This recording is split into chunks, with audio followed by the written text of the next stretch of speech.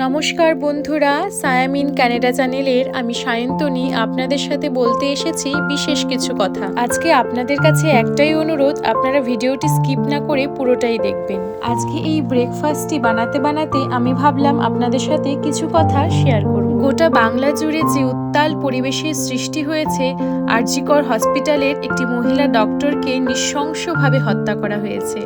তার এই খুনের প্রতিবাদের যে ঝড়টা আপনারা তুলেছেন, তার হাওয়া এতটাই শক্তিশালী যে তার হাওয়া কিন্তু প্রবাসের মাটিতেও এসে পড়েছে। তাই আজ আর পারলাম না আটকে রাখতে নিজেকে, ভাবলাম দুটো কথা আপনাদের সাথে শেয়ার করলে মনটা হয়তো একটু হালকা হবে। জানেন তো, আজ আপনারা যেভাবে প্রতিবাদ করছেন, আমরাও কিন্তু আপনাদের পাশে আছি, আপনাদের সাথে আছি। আমরাও চাই এর একটি সঠিক ন্যায় বিচার হোক। এই 2024-এ এসেও আমি একটি মেয়ে হয়ে মনে করি যে আপনাদের মধ্যে হয়তো অনেক দিদিদেরই ছোট ছোট মেয়ে আছে, তাদের মধ্যে হয়তো অনেক দুশ্চিন্তা ঘুরঘুর করছে বাকি মায়েদের মতো, যে মেয়েকে কি আমাকে আত্মরক্ষার জন্য ক্যারাটে শেখাতে হবে বা কুংফু শেখাতে হবে। আমার মনে হয় তার আর দরকার নেই। আমার মনে হয় বাড়ির ওই ছোট ছোট ছেলেগুলোকে ছোটোর থেকেই একটু মানবিকতা শেখাতে হবে। মানুষের দুঃখে সে যেন দুঃখিত হয়, মানুষের ব্যথায় সে যেন একটু ব্যথিত হয়।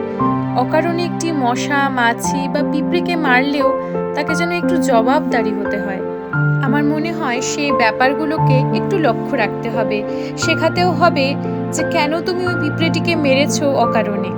বহু বছর ধরে আমরা মেয়েরা অনেক কম্প্রোমাইজ করেছি, তবে এখন আর নয়। এখন সময় চলে এসেছে ওই মেয়েগুলোর সব পায়ের সবগুলো দড়ি খুলে দিয়ে ছেলের পায়ে একটি দড়ি পরানো।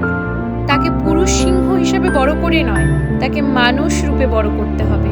সে যেন মানুষকে অমানুষ না ভেবে একটু মানুষ হিসেবে গণ্য করে। এতদিন ধরে মনে রাখা কথাগুলো আজকে আপনাদের সাথে শেয়ার করে মনটা একটু হালকা লাগছে।